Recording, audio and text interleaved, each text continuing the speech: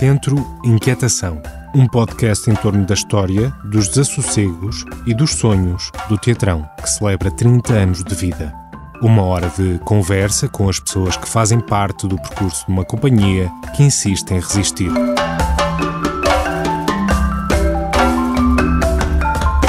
Olá e sejam bem-vindos a mais um episódio desta série de conversas a propósito dos 30 anos do Teatrão. Hoje connosco temos Jorge Lourasso Figueira, dramaturgo, encenador, crítico de teatro, professor. Nascido um ano antes da Revolução, na Nazaré, Jorge Lourasso Figueira é licenciado em Relações Internacionais e mestre em Antropologia. Em 2001 escreve a sua primeira peça, Espantalho Teso. Um ano depois começa a trabalhar com o Teatrão com a peça Christmas Quando Quiseres. No espaço de 2 décadas serão cerca de 40 peças entre criações próprias e adaptações que produz. Não bastasse a criação, passa também a lecionar na ESMAI, no Porto, e faz crítica de teatro no Jornal Público. Em 2022 concluiu um doutoramento sobre dramaturgia portuguesa e brasileira e um ano depois assumiu a direção do Teatro Municipal Constantino Neri, em Matosinhos, e passou a ser docente na Faculdade de Letras da Universidade de Coimbra. Olá Jorge, bem-vindo. Olá, João, obrigado. O que é que surge primeiro? O fascínio pelo teatro ou pela escrita, pela criação de ficção? Surge primeiro o fascínio pelo teatro. A minha memória mais antiga de teatro é uma cegada, fora da época. Uma cegada é um quadro satírico que é feito no Carnaval, na Nazaré, no intervalo dos bailes, normalmente com os homens a vestirem os trajes típicos das mulheres e a fazerem a crítica delas e de algum episódio que possa ter acontecido. E fora da época, o meu primo, que vivia por baixo, num prédio da família, organizou uma cegada com os amigos e criaram um pano de fundo com plástico, uma espécie de oleado, e exploraram indecentemente as crianças da rua, que todos tivemos que ir pedir 5 tostões para pagar um bilhete, para eles fazerem... Tu também andaste a pedir então? Não, eu tive de pagar. Ok, tiveste de pagar, ok. Então fui espectador. Então primeiro vem o teatro, primeiro vem essa sensação de ver um espetáculo ao vivo e de ver pessoas a fingir outras pessoas e dessa diversão. Mas foi só esse episódio ou houve mais como esse ao longo da tua infância, adolescência? Havia um grupo, o Grupo Teatro Carnide, ia regularmente apresentar os espetáculos à Nazaré, e uma das primeiras memórias que eu tenho de teatro é de ir ver O Crime da Aldeia Velha. Há um outro espetáculo que eu não sei qual é, que também vi na Nazaré, no Teatro Xabi Pinheiro, também do mesmo grupo, mas que eu realmente não me recordo qual era, devia ser muito miúdo. E depois disso as coisas da escola, digamos, as peças de teatro organizadas ou pelo grupo da paróquia ou pelo professor de português, esse tipo de coisas. E quando é que surge a escrita? A escrita surge eu acho que já idealizava o papel do escritor, mas o momento que eu posso dizer que a escrita aparece para mim como uma coisa realmente prazerosa e ao mesmo tempo trabalhosa, e portanto que dá um gozo especial, e que aparece de uma forma fulgurante, assim como uma experiência física e mental. É para um trabalho do 10º ou 11º ano, já não sei qual, em que era preciso escrever diálogos e ensaios, ou melhor, era preciso escrever um argumento de alguma maneira, no duplo sentido de ideia que se defende e de guião. E esse é um momento singular. Eu conto isto não por vaidade, mas porque para partilhar e para que outros que possam escutar isto se possam eventualmente identificar e saber que não estão sozinhos nesse delírio quixotesco de fantasia, não é? E a questão é que esse momento emocional acontece de vez em quando escrevo outras peças. Por exemplo, o Espantalho Teso, fiz uma direta a escrever. Mais uma vez, não é para romantizar o ato, é só porque é real e é bastante físico a experiência, e é como se eu perseguisse esse momento. No fundo é o momento da inspiração, não é? Tu escreves de um tiro?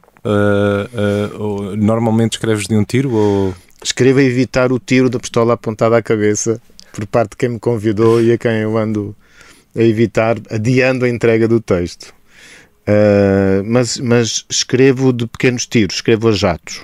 Portanto, vou acumulando informação, vou rabiando, vou fugindo ao trabalho da escrita, vou falando com as pessoas, vou pedindo a pessoas para me ajudarem a conversar, ou pedindo aos atores, e depois sim, normalmente sai de um jato só. Mentira, os vários pedaços vão saindo aos bochechos, seria outra maneira de contar, mas vão saindo a pequenos tiros que vão acontecendo, e depois no fim uma de mão final. Tens esse clique no 11º ano, mas depois tens uma formação inicial que nada tem a ver com o teu percurso profissional ao longo dos últimos 20 anos. Sim, não, porque eu realmente, o curso de Relações Internacionais da Universidade do Minho era com disciplinas das mais variadas e, portanto, foi uma espécie de continuação da variedade disciplinar do secundário. E também é verdade que mal eu entrei, inscrevi-me logo no curso de teatro. Portanto, eu começava a 15 de outubro o curso. Portanto, eu devo ter entrado no final de setembro, 15 dias depois já estava a fazer, não a licenciatura, não era isso, mas o curso de iniciação teatral do Teatro Universitário do Minho. Ok. Que era basicamente inspirado no Teuc. E, ou seja, essa foi a tua primeira experiência de formação no teatro, foi já na universidade, na Universidade do Minho, não é? Sim, sim. E depois tiras antropologia. As disciplinas de Relações Internacionais que eu mais gostei e onde fui mais bem sucedido, de certo modo, foram de antropologia. Então descobri um mestrado que era em antropologia, patrimónios e identidades, no ISCTE, e que me atraiu muitíssimo pelo conjunto de disciplinas, o tipo de formação, os temas, e de maneira que quando eu cheguei ao fim daquela formação, que era um pouco uma extensão do secundário, e quando decidi afunilar a escolha numa perspectiva mais vocacional, a antropologia social e cultural foi a que me pareceu mais interessante até hoje, embora eu não seja antropólogo praticante, pelo menos sou um leitor atento de artigos e de livros e de tudo que diz respeito à etnografia e à antropologia me interessa muitíssimo. E dá também algumas bases para o teu trabalho no teatro? Dá. Essa perspectiva etnográfica e de trabalho de campo? Sim. O resto partilho com a Joana Craveiro e o Gonçalo Amorim essa formação. E deve haver mais gente, agora que não me estou a recordar. Ela ajuda de duas maneiras. Uma é pensar a função do teatro na sociedade, de modo geral. Porque há uma parte grande da antropologia que é sobre ritual, performance, teatro. E há muita reflexão sobre isso. E outra é para, pelo menos, idealizar os mitos ou as coisas que importam às pessoas que podem ser ativadas em cena. Há um lado da pesquisa também, das entrevistas, da observação, mas isso eu faço de uma forma mais diletante e, portanto, não é tão sistematizado quanto seria se fosse um trabalho de antropologia. Ou seja, mas tens essa formação, primeiro Relações Internacionais, depois Antropologia, mas depois segues o teatro. Isso foi sempre algo que estava em perspectiva já quando estavas a tirar essa formação? Ou seja, já tinhas de alguma forma decidido, pelo menos vou tentar por aqui, ou surge um bocado por acaso? Eu continuei sempre a fazer teatro e fui-me profissionalizando aos poucos. Um bocadinho a medo, confesso. Então. Acho que a maior parte das pessoas que eu via a profissionalizarem-se é porque se tornavam atores profissionais. A partir do curso do TUM, que é o Teatro Universitário do Minho, houve muitos colegas que se profissionalizaram como atores. Há um ou outro como encenador e há alguns como iluminadores. Mas eu acho que a partir de certo ponto a escrita já era algo que eu, pelo menos, me interessava. Esse lugar um pouco mais reflexivo. E, portanto, este lado, digamos, da formação, eu fui fazendo, foi depois muitas formações e já tinha acabado a licenciatura, já tinha acabado o mestrado, não, estava a acabar o mestrado, mas ainda colaborava no Teatro Universitário do Minho quando apareceu no Porto, no Teatro Nacional São João, numa unidade chamada Andramate, a oportunidade de fazer uma oficina de escrita que foi conduzida por um professor brasileiro, António Mercado. E foi... Depois dessa formação, já tinha feito uma formação em Lisboa em escrita com o Paulo Filipe Monteiro. E depois viria a fazer uma com o Sinisterra em Lisboa, no Teatro Nacional. Foram formações extensas, de meses. E essa do Teatro Nacional São João, também porque o António Mercado é ex-professor da USP, ex-professor da Unirio, creio que da Unirio, e ex-professor aqui da ESEC, em Coimbra. Isso são bases bastante sólidas. Não é que eu tivesse antecipado isso, de todo. Já agora, essa formação com o António Mercado foi o elo de ligação para depois para começares a trabalhar com o teatrão? Ou... Foi. O Mercado... O Manuel Guerra tinha uma ideia para um espetáculo de teatro que era a história de uma professora que no Natal, em vez de ir a casa, ficava na terra onde lecionava e surpreendia 2 alunos a assaltar a escola. Creio que já estava na ideia do Manel, agora já não me lembro. E passavam o Natal juntos. Basicamente a ideia era que eles passavam o Natal juntos. Os miúdos tinham desistido da escola, mas voltavam à escola. E o Mercado chamou-me para escrever o texto a partir dessa ideia. Nós já, de vez em quando eu vinha a Coimbra ver coisas, tinha vindo ver O Sonho, Uma Noite de Verão, que foi feito entre pessoal do Teu, pessoal de um curso que ele tinha dado, assim, de certa forma, como se fosse uma experiência piloto para depois o curso da ESEC. Mas sim, é um mercado que me chama e é graças a ele que eu depois começo a trabalhar com o teatrão e etc. E como é que foi esse primeiro processo com o teatrão? Ou seja, isto foi era uma companhia que até tinha no seu nome Companhia de Teatro para a Infância. Esta foi a primeira peça, que era teatro para a adolescência, não é? Sim. Ou seja, já a sinalizar aqui um caminho também da própria companhia. Como é que foi esse processo de escrita? E se me pudesse falar um bocadinho desta peça? O processo foi muito bom porque eu tive a sorte de... o Manel tinha a ideia era boa, já tinham sido contratados atores, portanto eu assisti a algumas improvisações com atores a partir de ideias que eu tinha trazido e a partir da ideia inicial, conduzidos pelo António Mercado. E também tive a sorte de contar com o António Mercado como colaborador na finalização do texto e acompanhando, portanto foi uma espécie de continuação da oficina de escrita que tinha sido no Porto.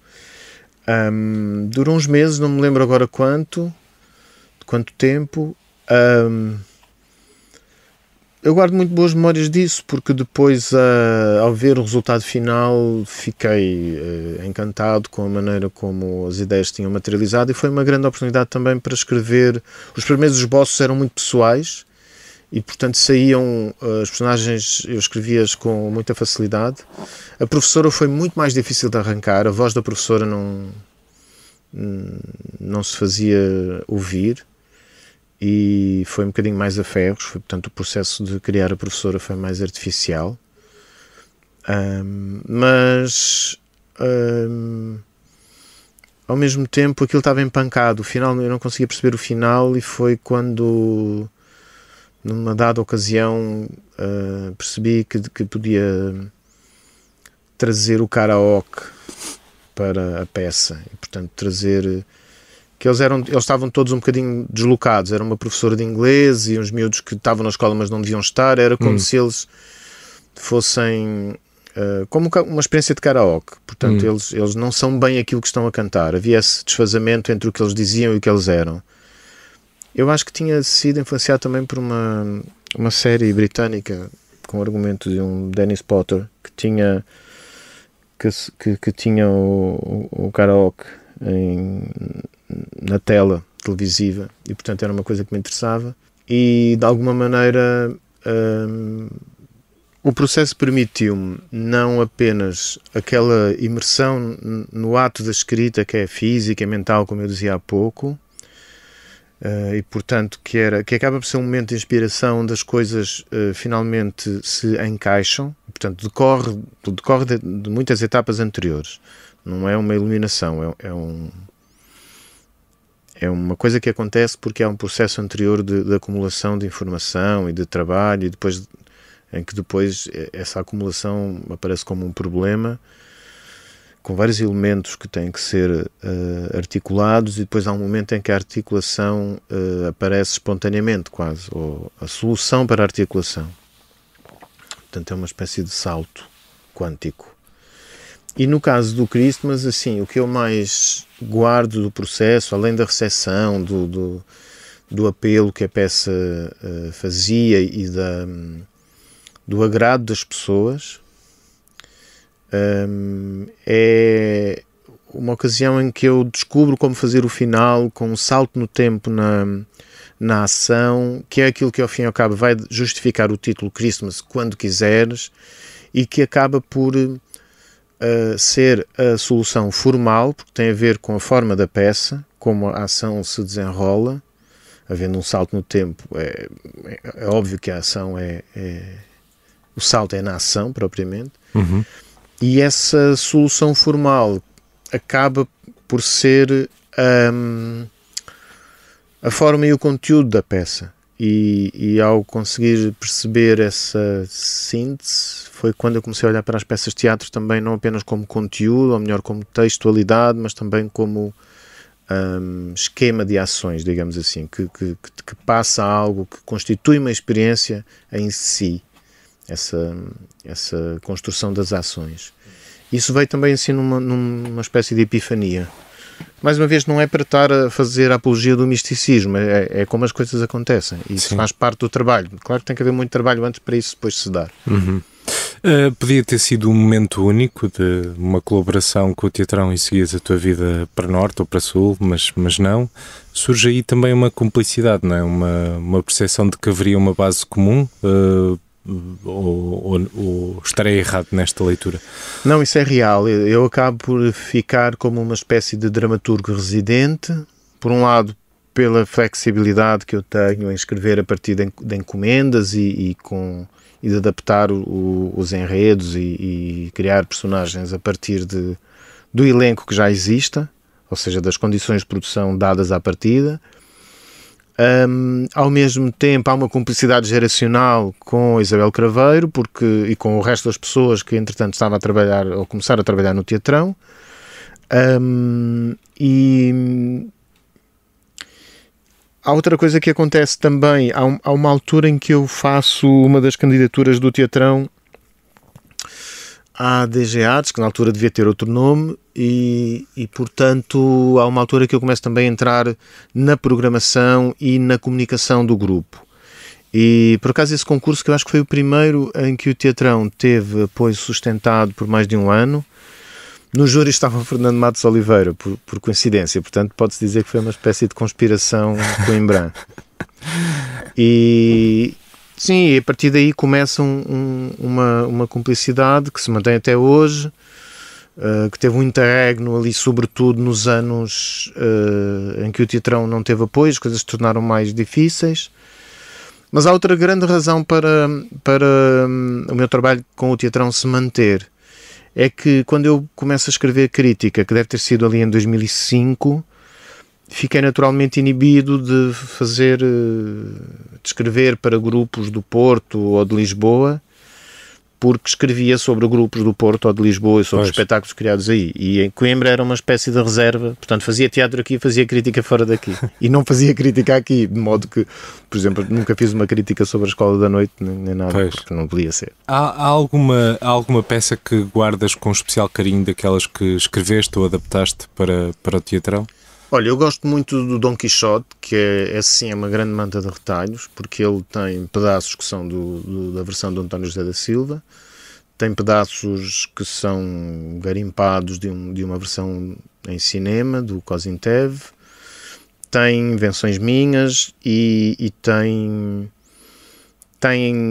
por dentro esta ideia de que a Dulcinea é o público e, portanto, a grande fantasia do Dom Quixote é a plateia, os espectadores, etc.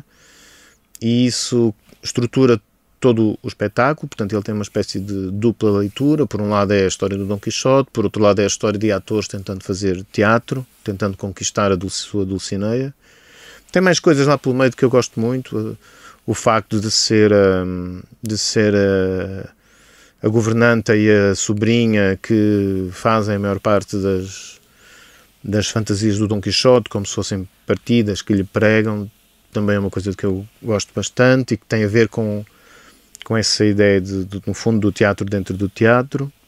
Há um conjunto de peças que me deu muito gozo fazer e que começa com um espetáculo chamado Coimbra 1111, em que nós inventámos também uma espécie de companhia teatral, uma espécie de alter ego do teatrão, e que depois apareceu em outras peças, apareceu num espetáculo que fizemos em Montemor, o novo, o velho. Mas agora, olhando assim, tenho que dizer também que eu tive muito gozo em fazer uma peça que se chama Rei Duas Vezes, deu muito gozo fazer o Cabaré da Santa, que foi um espetáculo feito entre o Teatrão e o Folias, em São Paulo, mas talvez o Arruinados em Três Atos, onde essa mesma companhia fictícia entrava, acaba por ser uma peça que são 13 espetáculos, que mais uma vez um foi feito em Coimbra, outro em Montemor o Velho e outro na Figueira da Foz.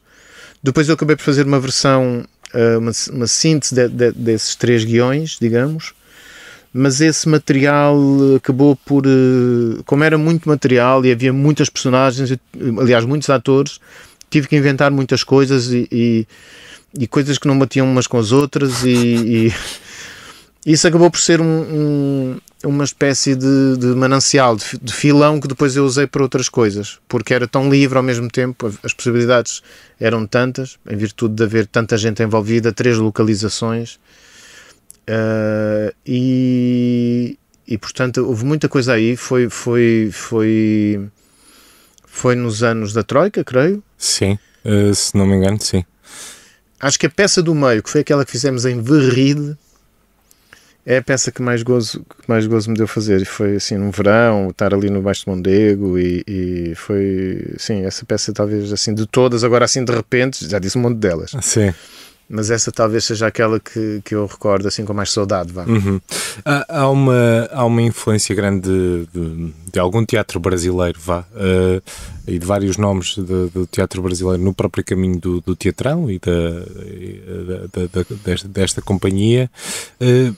Tu também acabas por mostrar esse interesse até pela tua tese de doutoramento, pelo doutoramento que fizeste aqui na Universidade de Coimbra. Quando é que surge esse interesse pela dramaturgia e teatro brasileiro? Ou seja, estamos a ouvir tu dizer dramaturgia e teatro brasileiro, haverá muitas dramaturgias e teatros brasileiros, mas quando é que surge esse interesse? Acho que vem sobretudo dessa oficina de escrita no Porto. Com o mercado, não é? Com o mercado, que é de Santos, nascido em Santos, mas enfim, que viveu no Rio de Janeiro, em São Paulo e também nos Estados Unidos. E, portanto, muitos exemplos que ele dava de dramaturgia eram brasileiros, não só, mas eram muitos. E também a própria descrição do meio teatral brasileiro, do sistema teatral brasileiro e da função dos dramaturgos nesse sistema, acabou por passar uma imagem muito forte de como funcionava e de servir de modelo, de certo modo. Acho que é importante dizer, primeiro, que o mercado tinha feito a sua pós-graduação em Yale. Yale é o lugar da primeira escola de dramaturgia, e lá ele estudou com o Eric Bentley, que é o fulano que introduziu o Brecht nos Estados Unidos, e, portanto, a filiação do mercado não é apenas no teatro brasileiro, é aí que eu quero chegar, mas, enfim, é toda a tradição anglo-americana, que talvez seja a mais rica do ponto de vista da dramaturgia, a mais prolífica, certamente, e, portanto, nós recebemos isso também. Mas, por outro lado, a posição do mercado, inclusive não só no sistema teatral, mas também no sistema audiovisual, porque ele trabalhou de perto com o Dias Gomes, quando o Dias Gomes já só escrevia para a televisão, faz com que nós tenhamos beneficiado dessa formação. Bebemos disso tudo. Só para dizer que esta influência do teatro brasileiro, seja no meu trabalho, seja no trabalho do Teatrão, é uma influência de um teatro mundial, na medida em que o teatro brasileiro absorveu coisas dos Estados Unidos e da Europa, em alguns casos talvez até melhor do que o próprio teatro português. Pois era o que eu ia perguntar, e até ia perguntar o que é que o teatro português poderia aprender com o teatro brasileiro. São escalas muito diferentes. Há Sim. uma coisa que poderia aprender claramente, que é a encenação, porque o teatro brasileiro tem encenadores mais completos, com métodos e técnicas mais desenvolvidos do que o teatro português, ou pelo menos tinha naquele tempo. Mais completos em que sentido? Ou seja... As ferramentas ao dispor de um encenador no Brasil, onde há formação especializada superior em encenação ou em direção teatral, como mais frequentemente se chama, essas ferramentas fazem parte de um aparato conceptual, teórico, metodológico, que em Portugal ninguém domina, e se domina, não domina como ensinar. Inclusive, talvez uma das figuras que mais se afirmou como encenador em Portugal, que é o Nuno Cardoso, uma das influências que ele tem é também do encenador brasileiro, via CITAC, nos anos 90. Então, o próprio papel do encenador e, portanto, a definição do seu trabalho no Brasil é mais desenvolvida por ter uma história, por acaso do destino, mas por ter essa história, essa tradição mais desenvolvida. O mesmo se pode dizer da dramaturgia, por a tradição dramatúrgica brasileira ter sido também mais desenvolvida. Acho que tem muita influência o papel das ditaduras e da censura em ambos os casos. E já agora, a dramaturgia no Brasil dialoga mais com o audiovisual do que em Portugal, ou nem por isso? Isso não tem nada a ver? Tem a ver com a indústria também, não é? O facto da indústria audiovisual brasileira ser muito maior do que é a portuguesa determina que o talento para escrever drama seja contratado pela televisão, como acontece em Espanha, por exemplo. É muito comum em Espanha, na Catalunha, os jovens talentos escreverem para a TV. Ou para o cinema, mais facilmente do que em Portugal. Mas há outra coisa mais simples. Quando a televisão se consolida no Brasil, ela vai atrás do talento dos dramaturgos, porque ela coincide também com o reforço da ditadura e, portanto, o teatro era mais vigiado que a televisão, e os dramaturgos, muitos vão para a televisão porque é um lugar onde, por um lado, esperam mudar as coisas por dentro, e por outro é um lugar onde tem mais liberdade, porque a televisão tem também mais poder junto da censura para poder fazer valer os seus autores, os seus argumentos. No teu artigo de despedida como crítico teatral do Público, já foi em 2017, desenhas uma imagem dura, até de uma comunidade que desvanecia com o tempo. Há comunidade de teatro? Há uma classe? Pode-se chamar classe ou nem por isso? Podes, na medida em que ela tem consciência de si e luta pelos seus interesses, às vezes de modo mais corporativo do que eu desejaria, mas há certamente um grupo de pessoas que vive do trabalho que faz nos palcos.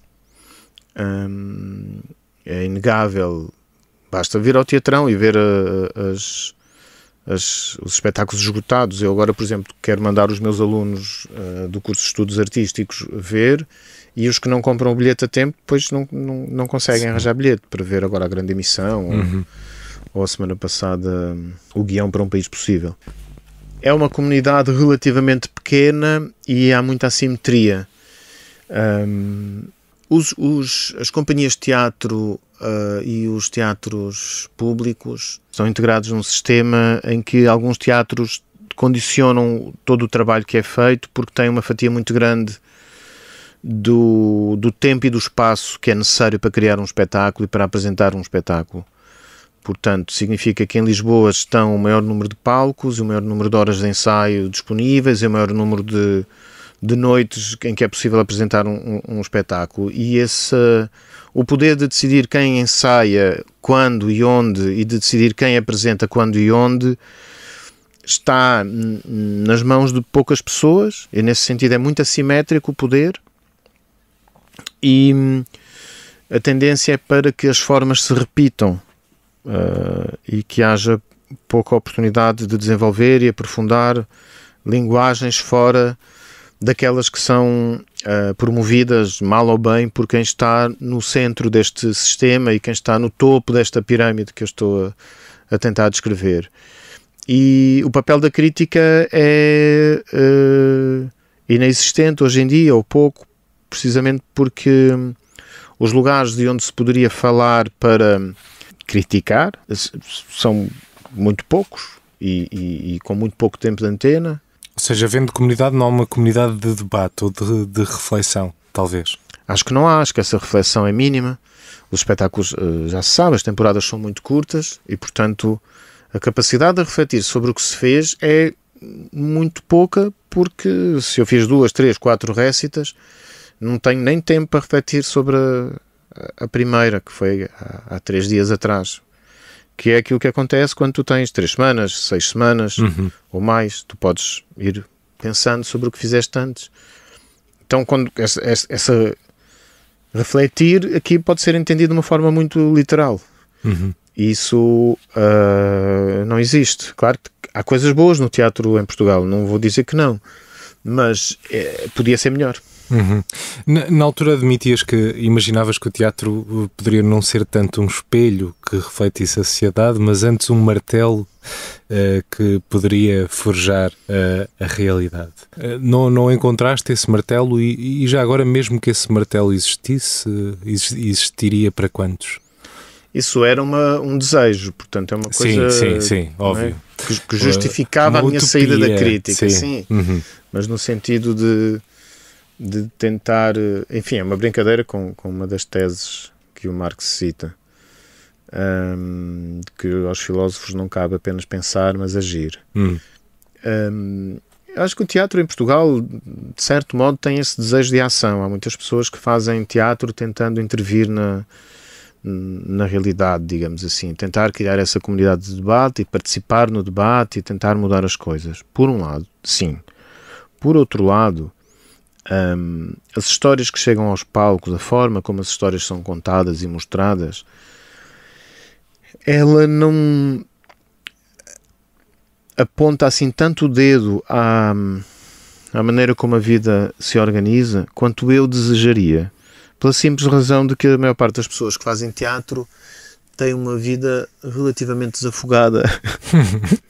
E, portanto, quando trata os problemas da sociedade como um todo, falo de uma forma muito diferida. É o que é. O mesmo acontece com a literatura, por exemplo. São poucas as vozes que falem a partir dos lugares não centrais, dos lugares periféricos.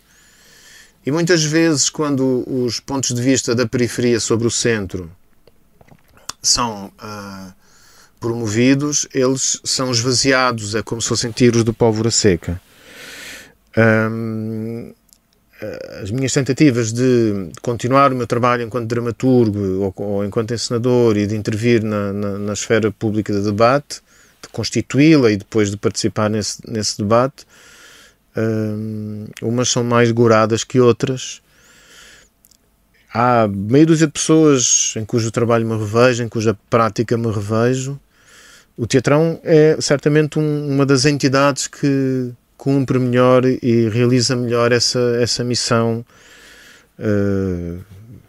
que eu tentei defender, não é? De transformar o dia-a-dia. Acho que o teatro só se completa com isso. E, portanto, as cenas teatrais que não apostam em transformar o espectador de alguma maneira parecem-me em vão hoje em dia. Mas que pessoas é que estão do outro lado, ou seja, na plateia? Falavas também dessa questão, ou pelo menos apontavas também para essa questão quase às vezes de estar ali perante uma bolha. Falta às vezes um esforço do teatro para chegar a outras pessoas, a outros públicos. O teatro ainda consegue ser relevante fora de um determinado meio social? Ou seja, tu, por exemplo, nesse mesmo artigo acho que falavas era uma imagem bastante interessante, que falavas do crítico teatral como um sniper a quem ninguém disse que a guerra tinha acabado. Podemos falar do crítico teatral, mas às vezes até podemos falar de mais pessoas ligadas ao meio, por ter esta dificuldade, ou pelo menos aparente dificuldade, de chegar a outras pessoas, ir a outros lados, tocar outros tratos, vá, ou não. Ou também poderei estar aqui a fazer uma imagem demasiado simplista da coisa. Não, eu acho que há pessoas que não estão interessadas em que os teatros estejam abertos mais vezes por semana e que os espetáculos sejam vistos por mais pessoas. Portanto,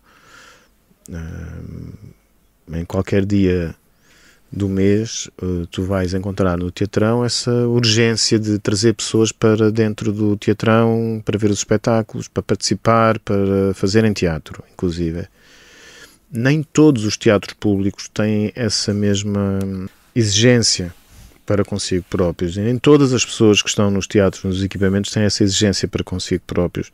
Em parte, os equipamentos estão sem vontade de completar o circuito, atingindo as pessoas, e portanto ficam um pouco fechados sobre si mesmo, cumprindo apenas uma função simbólica. O teatro é muito antigo e perdeu as funções que tinha antes, porque foram substituídas pelo cinema, depois pela televisão e etc. Ainda assim, a experiência de ver um espetáculo ou de fazer um espetáculo de teatro é tão singular que muitas pessoas continuam a querer fazer e ver teatro. Mas, por exemplo, achas que será um problema de dificuldade de acesso? Por exemplo, fica mais barato. Eu, se calhar, com o preço do bilhete de teatro, tenho subscrição da Netflix ou da HBO para um mês, não é? Óbvio que estamos a comparar produções completamente diferentes e economias de escala. Sim. Mas há aqui problemas no acesso. Há também problemas na forma como o teatro se coloca, ou às vezes tenta dialogar com as comunidades onde está inserido, ou uma vontade até de querer deixar de ser popular. Há aqui uma conjugação de várias coisas que leva depois a este aparente afastamento. Não acho que seja um problema de acesso, no sentido em que não é um problema de baixar o preço dos bilhetes, por exemplo. Sim. Não é um problema de mercado, propriamente. Se for, acho que está mais do lado da oferta do que da procura. O que eu creio que acontece é que é um sistema muito complexo que requeria muito tempo para poder identificar, mapeá-lo todo para podermos chegar a alguma conclusão.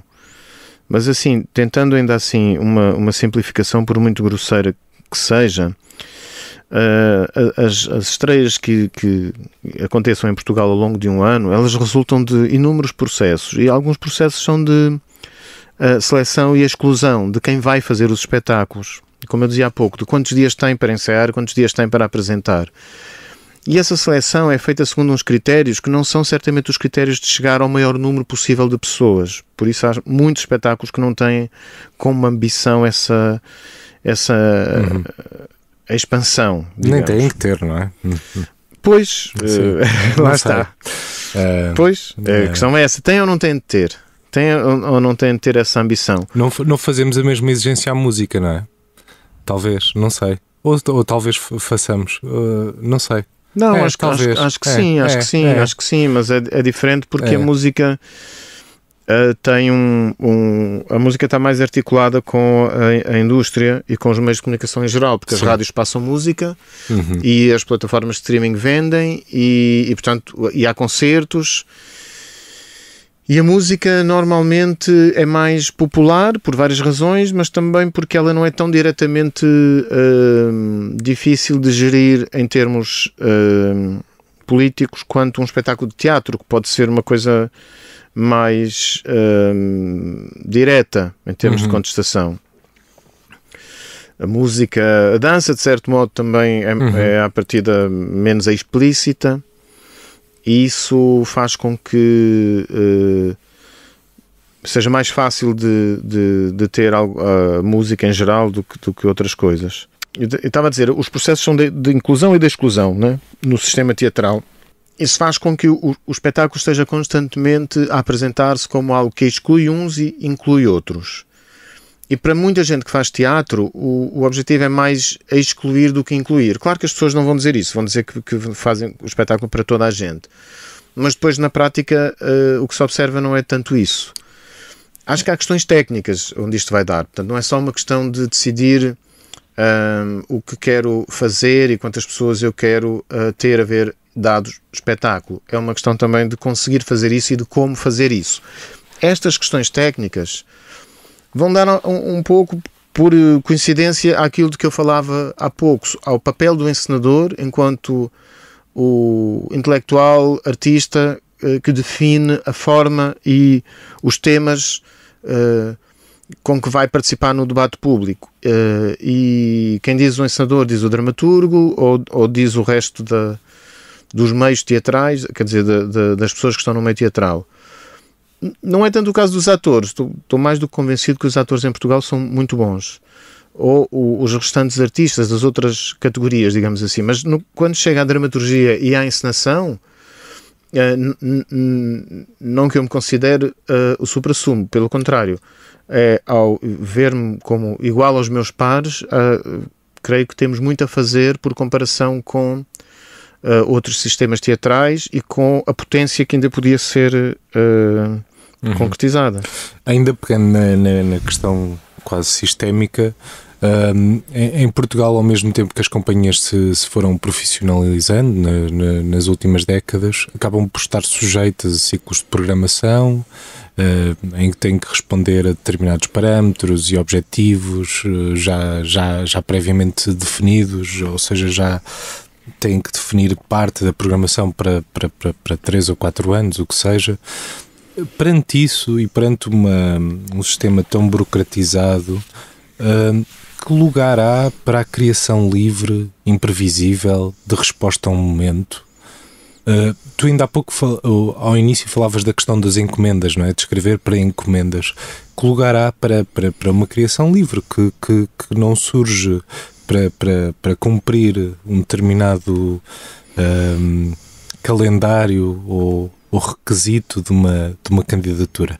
Acho que a pergunta para mim seria anterior, que é, queremos nós, que tipo de liberdade queremos numa dada criação? Se a criação teatral tem este grande constrangimento, que ela é feita ao vivo e, portanto, ela precisa de criar o seu espectador no momento. Ela não pode dar-se ao luxo de esperar 10 anos, como um romance ou uma pintura, para que as pessoas aprendam a ver a obra. Ela é mais efêmera, por um lado, e ela tem uma urgência no estabelecimento do vínculo com o espectador. Uma peça de teatro ainda pode, porque o autor pode escrever a peça, morrer e alguém um dia descobri-la. Mas o espetáculo, portanto, o trabalho da encenação, o trabalho do ator, depende muito do aqui e agora. E nesse sentido ele está sujeito a um constrangimento gigante, que é o das expectativas e da cultura do público que está ali. Ou que veio para lá, e claro, e como chamá-lo. E ela não é livre, a criação, partindo desse sentido. Nem tem que ser, ela é presa, ela é vinculada. Então essa ideia do criador livre, que é uma espécie de ideia do gênio romântico. Eu usei livre, mas se calhar podemos pegar mais na questão da imprevisibilidade, talvez. Ou seja, que espaço há para a imprevisibilidade? O que eu vejo é que rapidamente aquilo que é inesperado é transformado numa espécie de produto com determinadas regras, que depois é repetido até a exaustão num mini mercado dos teatros públicos. e que está sujeito a modas e tendências que têm como grande objetivo fazer escolhas previsíveis, escolhas que geram consenso. E nesse sentido ela é muito parecida com o mercado de arte em geral. Portanto, só que ela está sem a parte que normalmente entra em tensão com os aspectos mais comerciais, que é precisamente a parte da crítica, a parte da aprendizagem, a parte da inovação dentro da tradição, a parte da subversão, que me parece estar razoavelmente restrita pela maneira como a maior parte dos teatros, os públicos, que são a maior parte do teatro em Portugal é feita a partir do público, das instituições públicas, a maneira como eles estão condicionados por meia dúzia de ideias que presidem a organização de todo o sistema e que acabam por inibir essa imprevisibilidade de que falas. É por isso que às vezes é muito frustrante ir ver alguns espetáculos e ver sempre a mesma coisa, sempre as mesmas formas, sempre os mesmos temas. Nesse sentido foi também por isso que eu deixei de fazer crítica em parte, para poder, já que é assim, fazer eu próprio os meus temas vezes sem conta. Mas que sentias que estavas sempre a ver a mesma coisa? Sim. E de lá para cá sinto muita repetição de fórmulas, sinto muita... Um amigo meu brinca a dizer que o teatro em Portugal é teatro de proscénio, porque os encenadores não usam a profundidade, raramente usam a profundidade do palco. Todo o teatro nos últimos anos é feito à boca de cena, em contacto direto com o público, o rosto do ator virado para o espectador. Isso tornou-se uma espécie de tique. E um outro amigo meu, estrangeiro, que esteve há uns meses cá e com quem tentei fazer uma visita guiada aos espetáculos em cartaz, apontava algo semelhante, de como os espetáculos pareciam ser todos o mesmo, não do ponto de vista do tema, da narrativa, mas do enredo, mas da forma de representar e de encenar. E agora aqui há dias,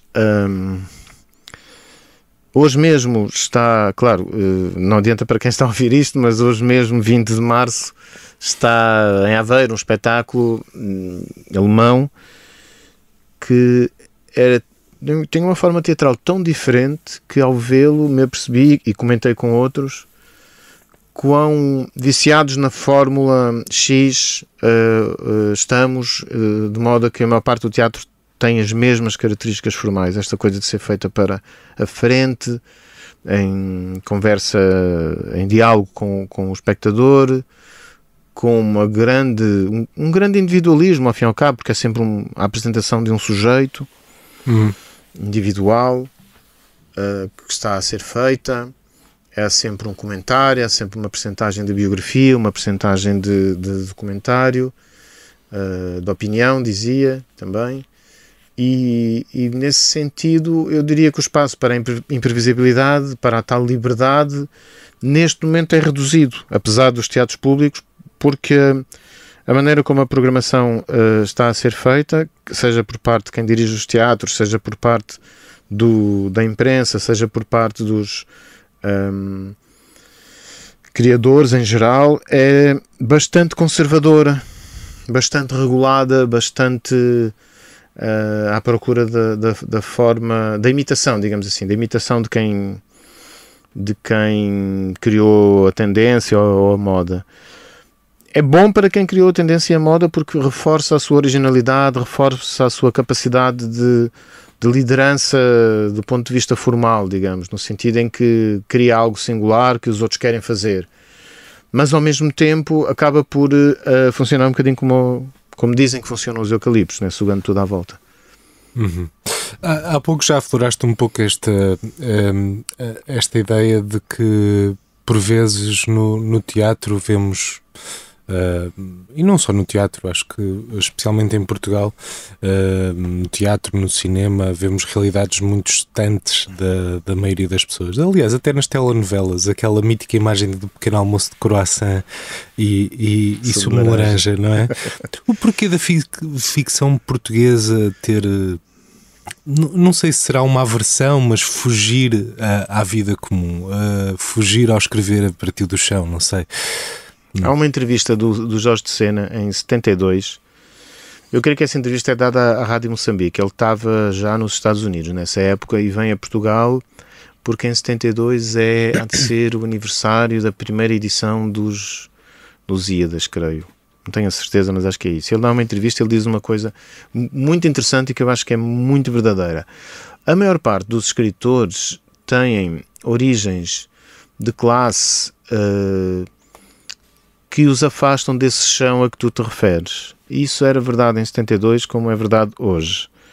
E é verdade no teatro também. Então, a experiência de vida e o olhar sobre a vida da maior parte das pessoas que fazem teatro ou que fazem arte em Portugal é, à partida, mais distante da vida comum do que às vezes aparenta. Isto na medida em que há muito teatro que se faz em Portugal, traduções de textos britânicos, por exemplo, que tenta, sim, encontrar um caminho para refletir sobre e transformar a vida comum. A vida das pessoas que não têm privilégios, a vida das pessoas que estão na modo baixo, a vida das pessoas cujos problemas de sobrevivência são mais materiais do que de outra ordem. E, portanto, o teatro em Portugal às vezes aparenta isso, mas olhando bem, está muito distante da experiência das pessoas comuns. E a maior parte dos espetáculos que são feitos tem essa distância. Portanto, a minha resposta à tua pergunta seria porque os produtores de teatro em Portugal, ou seja, as pessoas que fazem teatro... Já estão distantes dessa... Sim, sim, porque é muito difícil fazer teatro, porque exige meios e porque quem controla os meios não quer realmente passar, revelar o que está a acontecer na vida real, a não ser através de imagens relativamente inofensivas. Nesse sentido, a maior parte do teatro político em Portugal é político por ser conservador e não por ser subversivo ou revolucionário. Voltando já aqui na reta final desta nossa conversa, voltando a um artigo teu, este é um artigo de opinião por causa do espetáculo Turismo do Tiago Correia, o Rivolix. Este é o título do teu artigo de opinião no Público, nessa altura. Tu falavas de como hoje... acho que se pode continuar a usar o hoje. Hoje é quase impossível encontrar peças de teatro que abordem de forma crítica as limitações do nosso modo de vida. Ou o pensamento crítico é arqueológico, ou seja, olhando para trás, irónico, ou poético em torno de comunidades marginais. Diz até, em todas as modalidades, artistas e espectadores saem retratados como os bons da fita. Porquê e o que é que queres dizer com isto de acabarem todos a serem retratados como os bons da fita? É como se a estrutura melodramática, que opõe os vilões e as vítimas de uma forma muito contrastada, organizasse a nossa participação no debate público. E isso vai da televisão, vai da maneira como são dramatizadas os factos políticos, como é telenovelizado o dia-a-dia da Assembleia, como a nossa participação no debate, repetindo, está estruturada dessa forma manicaísta, de folhetim de segunda categoria. É nesse sentido que os próprios artistas se colocam a si mesmos como heróis, como se os textos mais conservadores, em que os protagonistas ou se sacrificam no fim, portanto redimindo a sua falha trágica com a generosidade do sacrifício, a aceitação da culpa, digamos, ou cumprem as missões e saem como heróis, como se dependesse apenas deles, da sua vontade, da sua autonomia, a condução dos destinos seus e alheios. E essa identificação com o heroísmo que está presente na vida política, está presente na publicidade, está presente... Vou mais longe, porque é muito interessante ver, às vezes eu estou a ver os anúncios de televisão e como fui professor muitos anos no Porto e não só, vejo muitos ex-alunos a fazer anúncios de TV. Mas eles estão a fazer de pessoas comuns. É muito interessante a contradição. É preciso ter atores para fazer de pessoas comuns, não é? Para fazer de consumidores banais. Presumo que seja porque os consumidores banais não fazem bem de si mesmos. Sim. Mas ao mesmo tempo eles são uma espécie de heróis do consumo, não é? São as pessoas que sabem comprar, que sabem escolher, que têm bom gosto, que recomendam o banco, e às vezes os mesmos que fazem a publicidade, e portanto que fazem esse herói consumidor, são os mesmos que fazem o herói revolucionário, melodramatizado, porque as contradições dos heróis revolucionários nem sempre são postas devidamente nas montagens de textos que de alguma forma problematizem o papel do heroísmo, o papel do rebelde, o papel do governante, o papel do revolucionário, que são papéis muito mais contraditórios do que os média nos fazem parecer querer. Entre o bestial e a besta há muito mais nuances do que aquelas que a ficção convencional mostra, e nesse sentido a maior parte da produção teatral replica isso. Portanto, mesmo os espetáculos que têm como bandeira as causas objetivamente mais derrotadas da sociedade, porque nós estamos a 2 anos ou 3 do assassinato do Bruno Candé, quer dizer, são questões muito graves, mas depois a forma teatral dessas questões é simplificada. E nesse aspecto há muito caminho por fazer ainda. Sentes que às vezes também cais nessa simplificação? Não, por acaso não, porque estou bastante alertado. Portanto, eu não sinto, não quer dizer que não aconteça, mas eu não sinto, não, pelo contrário. Tanto mais que tento não ficar, tento pelo menos que as personagens dos textos ou as vozes dos textos não estejam nunca nesse lugar simplificado. Deixa-me só dizer que isto não é só um problema do teatro português. Não. Sim. Saiu há dias um livro do Olivier Neveu que é sobre o teatro político, que se chama Contra o Teatro Político, precisamente a denunciar como em França, de todos os países da Europa, aquele onde a extrema-direita está nas sondagens com maioria absoluta, sim, tem um sistema de teatro público que promove um teatro dito político, mas que acaba por ser apenas um teatro que esvazia o político da sua contundência, na medida em que ele acaba por ser só uma imagem do político. E nesse sentido estamos ainda aquém da reflexão formal do Genet, numa peça que se chama O Balcão, em que a crítica ao papel do rebelde é muito feroz, porque mostra como ele ambiciona ser o governante, digamos assim. Então, sem esta tensão, estamos apenas no melodrama. E é nesse sentido que esse texto vai. O que te move quando escreves? Raiva? Tentativa de compreensão de alguma coisa? Ou apenas às vezes a necessidade de pagar contas? Nada disso. Só eu diria que aquilo que me move é essa carnavalização. O carnaval, a diversão, o fingimento. Faz de conta, é isso que me move. Ou seja, dá-te prazer sempre a escrita? Sim, a escrita e a teatralidade. E isso é... não que a escrita e a teatralidade sejam inócuas ou que não tenham valor político. Pelo contrário, têm. Mas é por ser em teatro, é por ser carnaval que ele tem valor político. E, portanto, é senhor de si mesma a forma teatral.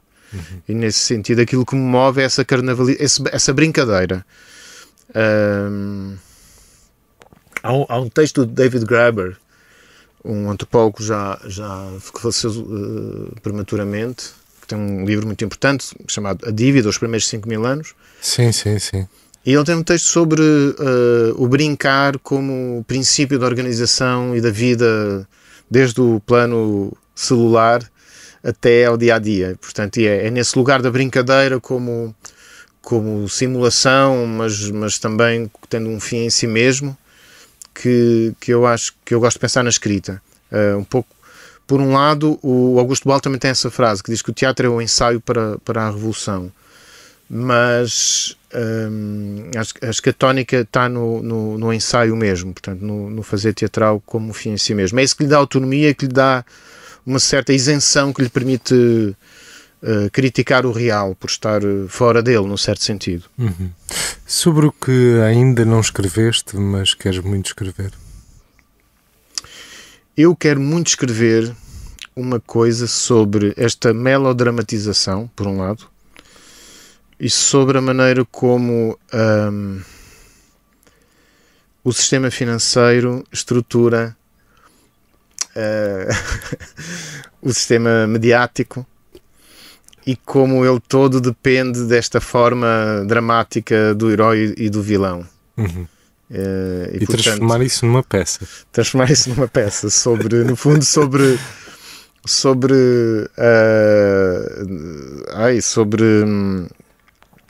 a Bolsa de Valores, ao fim e ao cabo, não é? Sobre a especulação financeira como modo de vida que contamina as artes, sobre como a curadoria se tornou uma das principais formas, talvez a única forma artística válida hoje em dia no teatro.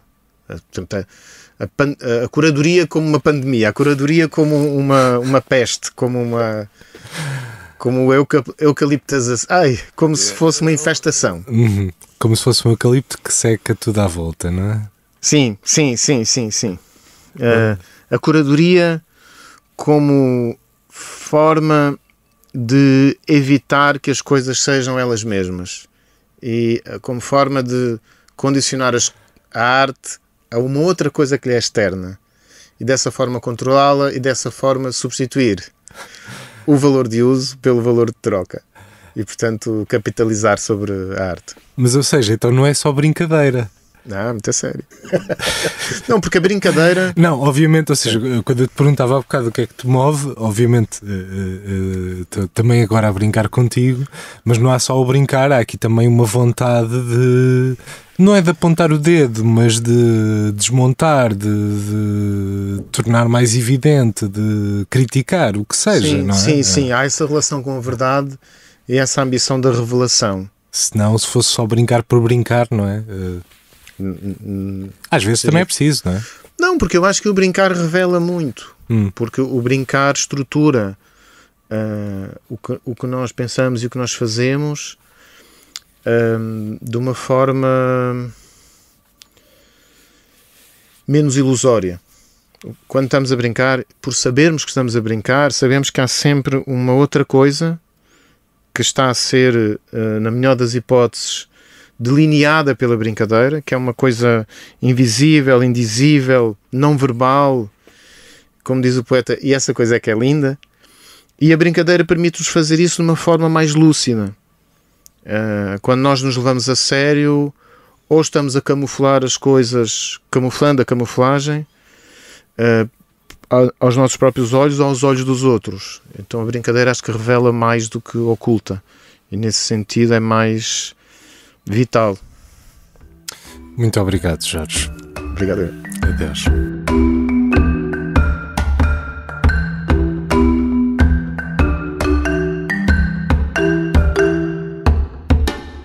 Cá Dentro Inquietação é um programa realizado e editado por mim, João Gaspar, e produzido pelo Teatrão. Todas as entrevistas foram gravadas no estúdio da Rádio Universidade de Coimbra. A música usada é da autoria de Kevin MacLeod.